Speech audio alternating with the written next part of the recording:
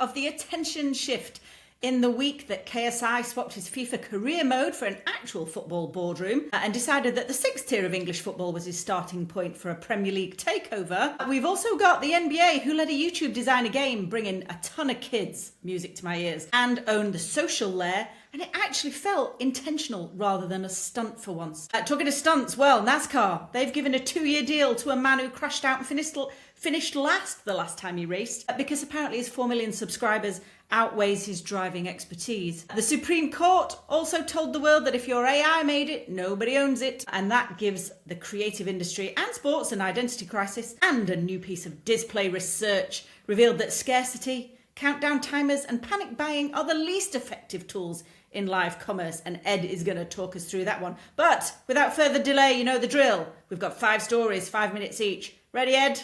Let's go. Amazing. Okay, tell us about your new research. You're kicking off. Right then, so the marketing team at Display have created Impulse Lab. So they've been surveying consumers who've previously engaged with live shopping across a variety of different social platforms to find out how live shopping's been making more of a resurgence. We already know that it's, look, sort of in China and across Asia, it's massive.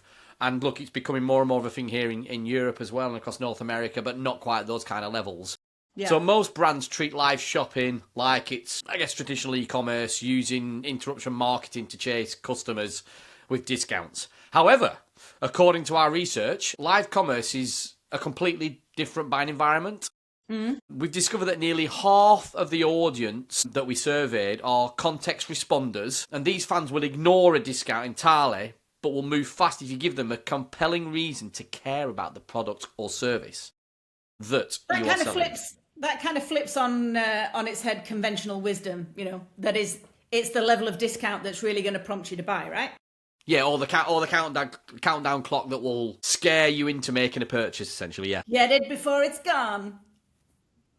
Yeah. I mean, and it was interesting as well in the research as well that people were actually, when they'd been presented with those kinds of experiences, they were actually getting deep buyer regret after they made that kind of purchase. But 74% of people who bought when there was a compelling story or reason to buy still felt positive about that purchase 48 hours later. That's me, that.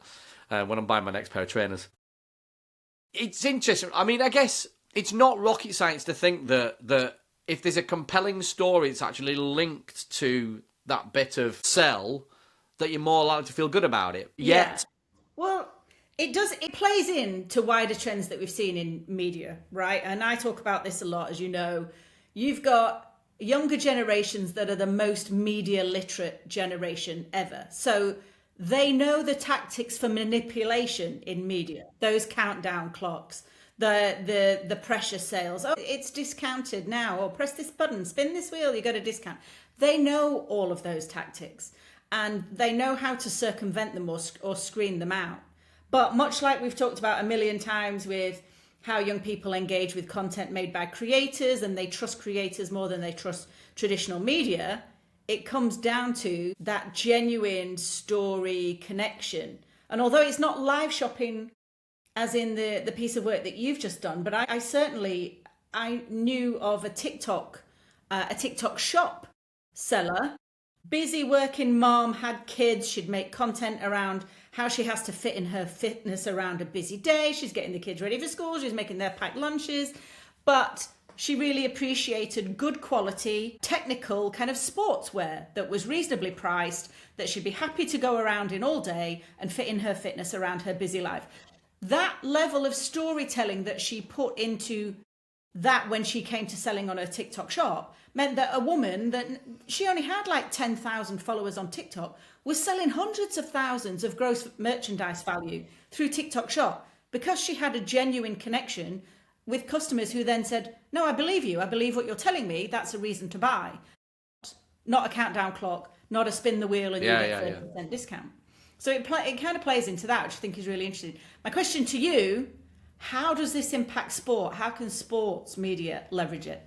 Well, we talked a little bit about this off air, didn't we? That outside of obviously the obvious when you watch live sport, which is generally broadcast not by the original rights creator themselves, there's not a great deal of I guess, live experiences where you could bring this live shopping moments into it. And having read through this and seen where it talks about that people want to have stories told to them, and you think like, you could absolutely create experiences here where you could bring in commerce moments to it, like when something happens and create you bits of merchandise on the back of that moment. There's ways you can do this with dropshipping nowadays where you could absolutely build in a series of different variants that if that moment happens, whether it's a goal scored, an amazing point in 10, whatever it is, that thing is then available with a graphic where whoever's presenting that experience is talking about it, simple QR code, go purchase now. Ultimately, these are only going to be available for a period of time, simply because it's scarcity, because that's the moment then, and you're not doing it then because you're being counted down. It's because an hour later might be another moment, right? But you might really want that moment. It's interesting because we've spoken about second screens before, not as a cannibalistic, or not as cannibalistic to what's happening potentially on the big screen, but as being complementary. And that can additive, be yeah. Yeah, it can either be stats, it can be deep dives, it can be the history of El Clasico that you're looking to dive into whilst it's actually playing on the big screen TV in the lounge. Equally, it could be a live shopping experience. You're watching a game, you're watching the Champions League final, and you've got a live shopping channel that is dropping products live, and that can be really compelling because like you said, it's in the moment. And it works that way in gaming as well. We see very often in games, you can sell you can sell merch from within shops in games, and actually very often they sell out when it's a new variant of a character, a monster, a dragon that's dropped in a game. So it's borrowing from that kind of purchase behaviours.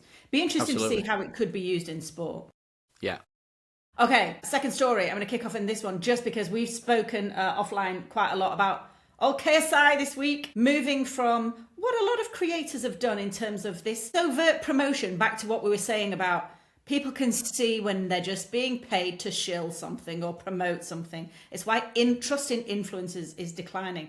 But actually, we're seeing creators now, and athletes too, taking much more of an active role in ownership and governance of teams. We've seen athletes taking stakes in fashion brands or sports brands. They're becoming creative director. So, yeah, what's your take on KSI taking a minority stake in Dagenham and Redbury? Yeah, look, a friend of mine sent it to me as soon as it happened, and I'm sure there's people in and around KSI who was like, this has been going on for ages, but for me, it came from nowhere because I've not really seen it coming, and it feels like a natural transition, I guess, for where he's been going with his storytelling. The opportunity to be able to come in and bring his 70.53 million followers across all those socials, instead of almost, I guess, a sports property renting attention from a creator, he's going the other way, going, no, actually, I'm going to be part of the story, and I'm going to bring my audience to it, and ultimately, they're going to see that I'm honest and truthful about this because I've invested my time and money into this property, so they can come on that journey with me. So I think it's interesting, right? Because look, you can look at what's gone on with Wrexham, and I'm sure there'll be an element of inspiration there for him, but he's going to do it in his own way, right? Yeah, and interesting thinking about it. Aside from the whole Wrexham thing, which, it was very much a fairy tale, and those kind of things only happen once because the mould is very much broken after that. You can try and replicate it, but rarely does it happen to that scale or level of success the second, third, fourth time. What is occurred to me, and this was a bit related to a newsletter that I published last week about Savannah Bananas, actually, in that... I knew you'd get them in eventually. I know. Can't go a podcast without mentioning Savannah Bananas. But you think about creators like KSI and who are part of larger collectives. They've spent the best part of a decade, if not more, on this hamster wheel of creating new content and then pumping it out there to keep their slaves to the CPM, essentially. Slave to the CPM, to the algorithm on the hamster wheel. Then they started creating collectives, which kind of, eased a little bit of the pressure. They could share that content across their channels. You take that another step further, and these creators are looking to invest in these clubs because they're a content engine too. He's already said he wants to start creating a strand of content that charts their course from 6-tier football to the Premier League. He's doing that as a documentary. It gives him something else to talk about on his channel and within his wider creator group. That, as a content engine, is probably worth doing in and of itself, because it's not just beholden to him then to be KSI, do what he does and create that content. He's now got a vehicle through which you can create more content. So I think that's really interesting. And also it plays in to our first listener question. Seamless segue there. Sally, thank you. Sally Hodges. Woo! First listener question. I'm going to chuck it at you now, actually, because it relates to what we're saying about that. So Sally emailed us and said, I'm hearing suggestions that the under 25s are tending not to be fans of particular creators anymore, but instead are trusting the feed, relying on the algorithm. Colin and Samir mentioned it's kind of lame to be too into one creator. So she was wondering if there's a particular age group who kind of are ready to cast off those creators that they've grown up with and loved. Maybe they feel like they've grown out. And they want to align themselves more with other interests in that cool culture. So actually, is this playing into that? Maybe is that this KSI acknowledging that maybe a lot of his fans are ready to graduate and he's going to give them more content that they're ready to graduate into? What do you reckon? And thank you, Sally. Nice, easy question to start with, Sally. Cheers for that. I think that cringe zone, the listener's age bracket theory, I think he's smart, right? I think that the cringe zone is, oh God. I mean, I've got a 15-year-old daughter, so I'm already in the cringe zone. The cringe zone. I was going to say daily basis, hourly basis. But I think that cringe zone is probably, I don't know, maybe 14 to 2022, where I think there's still an element of, that is cringe. And I think then, as you start to get out of that, I think that's why we're seeing the resurgence of things like podcasts, obviously, newsletters, that are growing to an older demographic. I think, well, maybe it's a bit overstated. I think sort of that algorithm-first consumption has trained youngsters and audiences to follow content rather than creators, because it's not like you get the same thing every time, right? Mm-hmm. You get similar things, but from different people, so it's not necessarily trying to push you the same thing, all of that. Because the reality is you do get bored. I think any of us would of the same people. But I do think like you said there, like what he's doing there is he's giving himself an opportunity to create different types of content with unfettered access, in theory, to a plaything of sorts. And I've always said this about having worked in football myself. There's going to be lots and lots of ordinary things that he's going to be really, really clever at making them feel like they're extraordinary, just through access in itself. And I think it's going to teach a lot of people about what you can do in and around a sports property on game day, not on game day. And he's going to have to think about, things like rights and what he's allowed to do and what he's not allowed to do, when cameras are allowed to come in, when cameras are not allowed to come in. But yeah, I think it's interesting, and I think there is that element of it. And I think some of it is, like I said there, is because we're just, ultimately, people are just trained to consume content in a certain kind of way. And some of it is just through pure interest. You don't want to watch the same things all the time. Yeah. And people forget that creators don't stay the same age forever. They also evolve and mature. And so, absolutely, they're going to want to do different things too. Okay, we're running behind, Ed. Come on, we need to. Well, we're going to be in trouble here. We're going to be in trouble. We've got producer Dan with us today. Will's had a night off. So this is one that I know you wrote about yourself anyway, didn't you? A little bit, yeah. And a little bit, yeah. So we'll put that in the link so people can have a read of that afterwards. So the Chicago Bulls and the NBA are executing what they're calling a historic creator game takeover. Let's hope it's not a one-off, yeah. So far beyond the typical guest, God, I can't get my words, appearance, content creator Jesser has done the Jesser Bull and Bulls Kids Nation game, where creator was integrated into nearly every facet of the game day experience, from hosting a pre-game party, basketball clinic for 50 local kids, to participate in on-court shooting contests, and I guess just bringing what Jesser does into that whole game day experience. How did you feel that went? I loved it. I loved it because there's a lot of leagues and sports teams that consider what they need to do for kids as just a tick box exercise. And very often it comes across as a bit half-baked, and more often than not, very patronising to kids. And that is my biggest bugbear. By contrast, their Kid Nation game, because they brought Jesser in, it felt for once like they'd actually thought about it. They'd woven what he does and who he is through the whole thing. So it felt like it wasn't patronizing or talking down to the kids. I mean, some of the pictures that I saw, he's on the court, is signing autographs. I made the point in one of the comments on a LinkedIn post about access. We talk about access. If you are going to get kids to engage with the sport, you need to give them access. That's either access to media on platforms like YouTube rather than locking it away behind a paywall.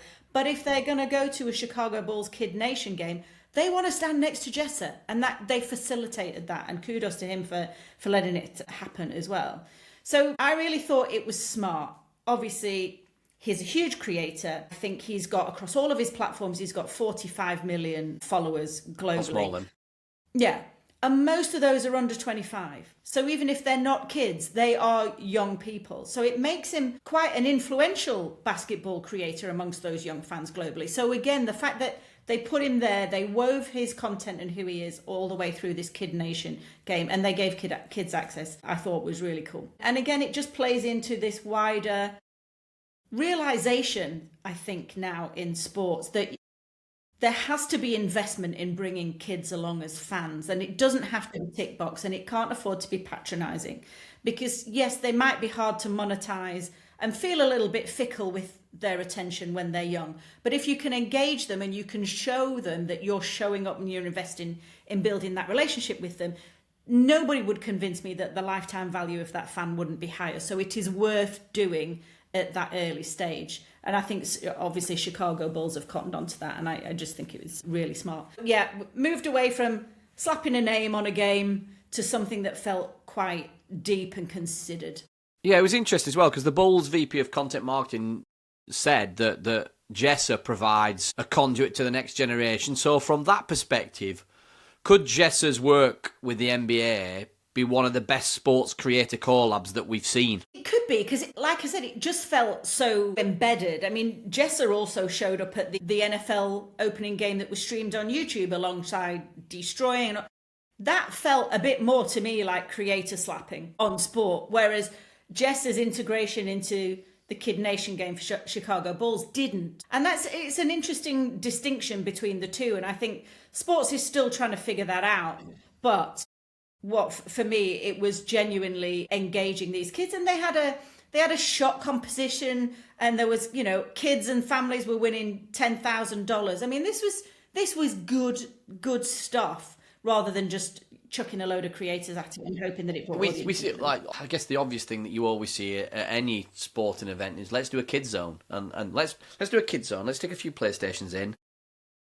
There's a mascot. It's always the same stuff, right? Whereas here, they've almost tried to. And they're really good at theming game days in the US anyway, right? But they've almost, like they said, they've tried to get Jesser to almost take over that game day. Mm. Yeah. But with kids front and centre, which is, you don't often get that. And that is the way to do it, rather than somebody in a boardroom who's 50 go, right, we need to do something for kids and we're going to do this, this and this. And they don't really have that connection. So I really rated that one. Big tick. Big tick. Good on you, Chicago Bulls. Let's see some more of that. Let's talk NASCAR and Cletus, which is my new official. I just wanted to hear you say it. Go on then, do it again. Cletus. I love Cletus McFarland. Yes, so he's driving in NASCAR. Tell me, because you were really excited about this. Well, yeah, look, I've been fortunate enough to go and see a NASCAR race, which I probably said this on probably one of the previous episodes, one of the greatest sporting experiences of my life, if you can call it a sport in that sense. But yeah, amazing. Yeah, I've seen a few videos of Cletus McFarland, real name Garrett Mitchell, who he bought like a derelict race circuit in Florida that he's then transformed, and him and all his mates just rag cars around, burning tires and stuff like that. He's got an unbelievable following online who watch all this kind of content. And essentially, one of the NASCAR teams have signed him up for a race. And obviously, we talked about the Evo sessions a couple of weeks ago. I think it was last week, actually. And which we said, like, it was really interesting that you put in a creator in those cars and all the challenges that brings. Like, you go and watch Cletus driving a NASCAR car, where those cars are literally separated by an inch or two between them. Like, look, they're stock cars, right? They are built to crash. It's not like the Formula E cars.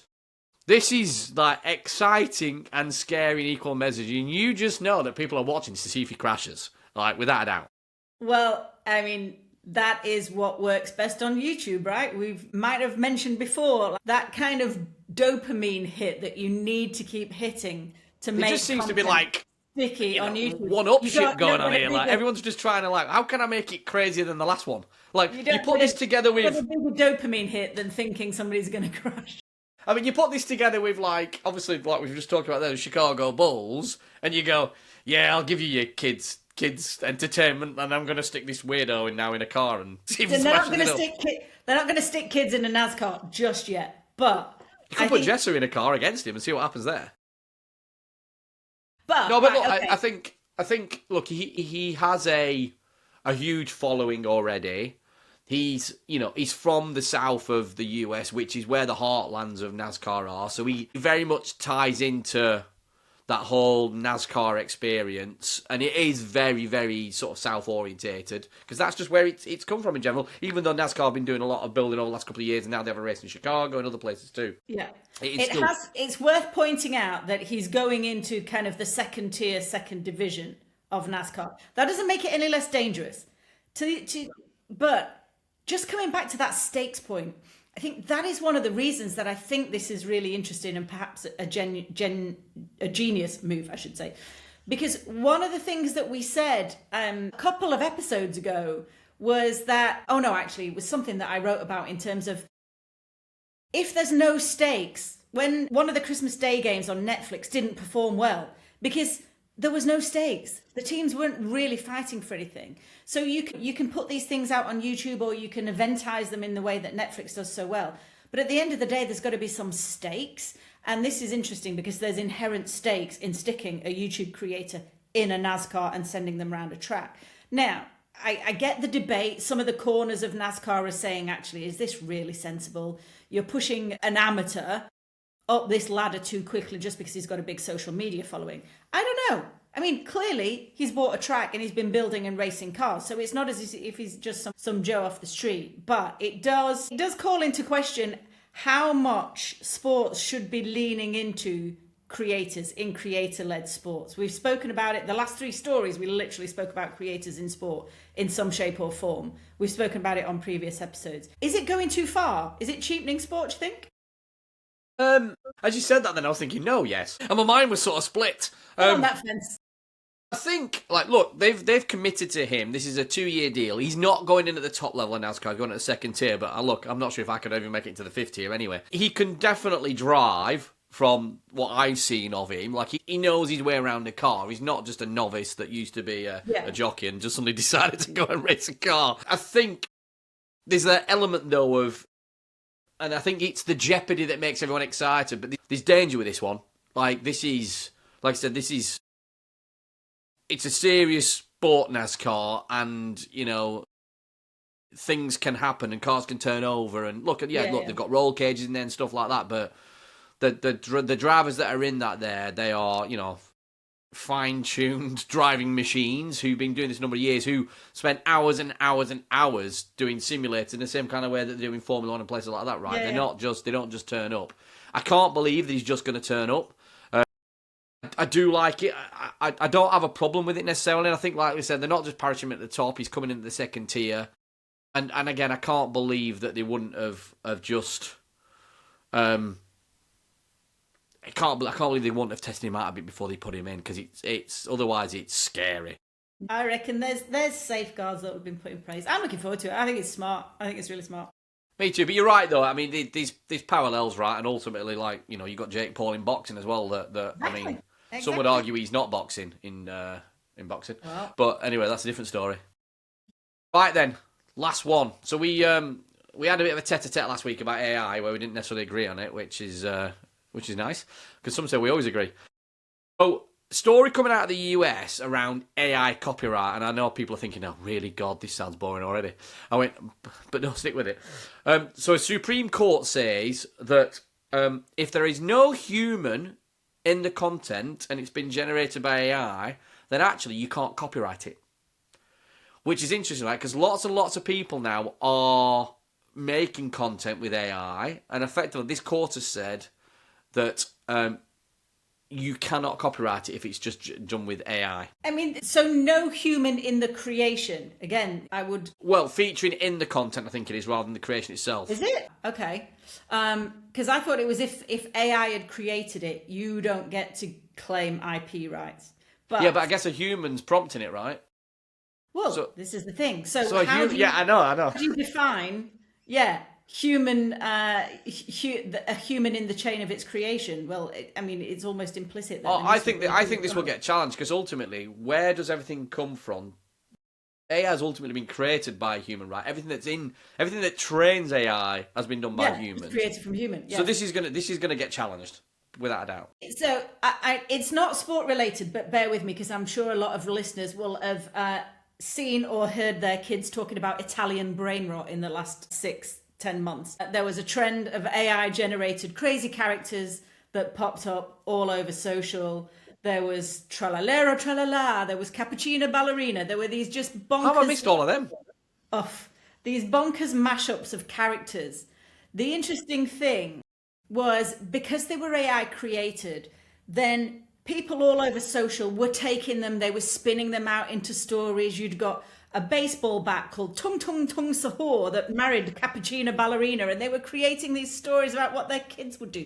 Because nobody owned the copyright. They were all AI generated characters under this broader genre of this Italian brain rot, because they all had Italian sounding names. What's interesting is one creator, I think out of Eastern Europe, who claimed to have created the character, which was, I think, the baseball bat, Tung Tung Tung Sahur, claimed copyright over that character. And everybody was saying, how on earth can you claim it? And also now you're trying to claim it after the horse has bolted and people have taken this character and they've done different things with it and they've evolved it.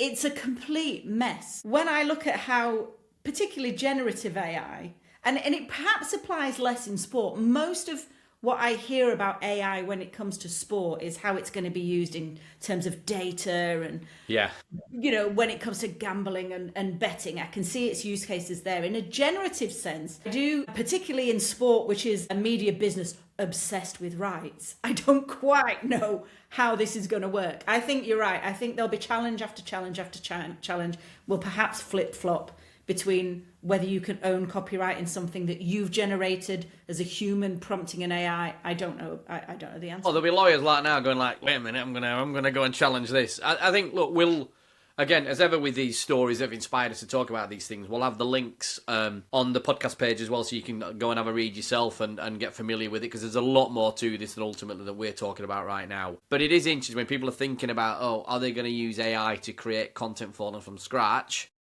In the US, careful, because actually you might not be able to claim copyright on it. But again, I just think it's gonna run, and I don't know what the answer is, quite frankly. How you've got famous movie stars that are licensing their likeness into AI for models now.